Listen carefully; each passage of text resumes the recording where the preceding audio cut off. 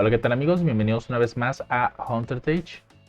El día de hoy vamos a ver una función que considero que es bastante útil a la hora de estar trabajando en Excel, porque en ocasiones los usuarios pueden llegar a eliminar ciertas celdas o pueden colocar un valor que no debería de ir ahí y por lo tanto esto hace que aparezca un error.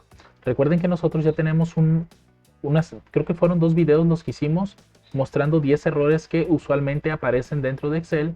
Por ejemplo, nosotros tenemos el siguiente error que es usual que pueda aparecer, que sería una división entre 0. Aparece de esta forma.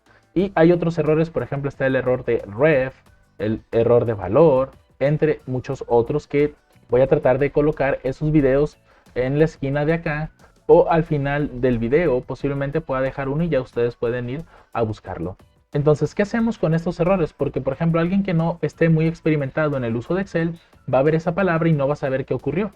Entonces aquí nosotros necesitamos especificarle el error que ha aparecido.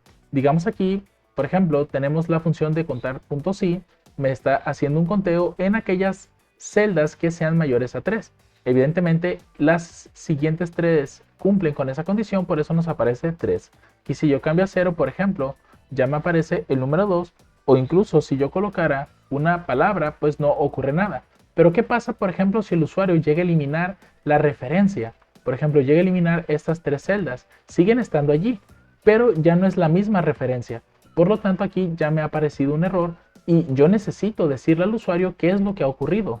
Con esta función de contar puntos .si, creo que es el único error que nos aparecería, porque independientemente si esto es un número o es un texto, pues no nos da un error de valor.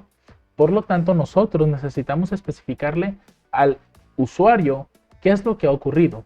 Aquí, por ejemplo, nosotros podemos venir, cortamos lo que es la función y vamos a escribir otra función que se llama si.error. Esta función me permite pasarle un valor y determinar si hay un error o no. Aquí es donde voy a pegar yo lo que corté hace un momento, que sería la función de contar puntos .si con las celdas de abajo. Aquí colocamos el punto y coma y después mostramos un valor o información en caso de haber encontrado ese error. Aquí, por ejemplo, podemos decir: has eliminado las celdas, cerramos y presionamos Enter. De esta manera, por ejemplo, si yo selecciono y vuelvo a eliminar estos datos, noten que ahora, en lugar de mostrarme ese error de ref, ahora ya me dice: has eliminado las celdas. De esa manera el usuario puede saber cuál fue el error y pues puede a lo mejor hacer un control Z para devolver los datos como estaban. Pero de alguna manera nosotros ya protegimos eso de esa forma. Otro ejemplo que acabamos de mencionar, ¿no? El de la división. Posiblemente aquí tengamos, no sé, tengamos 2 valores que ocupan ser divididos. Aquí colocamos nuevamente si punto y le pasamos el dato que vamos a evaluar. Y le colocamos: no hay divisiones entre 0. Esto lo hacemos así porque nosotros determinamos que ese sería el único problema que va a poder aparecer aquí.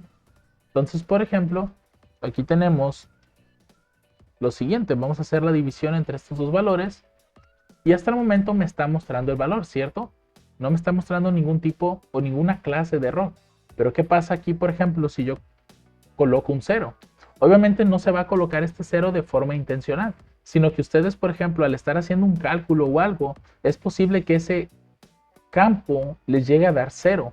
Entonces ustedes quieren que el usuario sepa por qué razón les está apareciendo lo que es este error de div diagonal 0.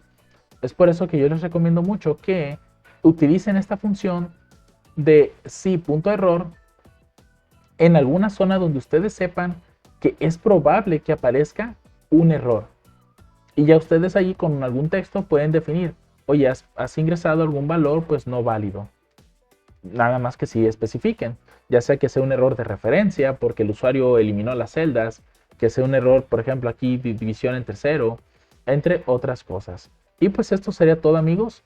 Nos veremos en un próximo tutorial.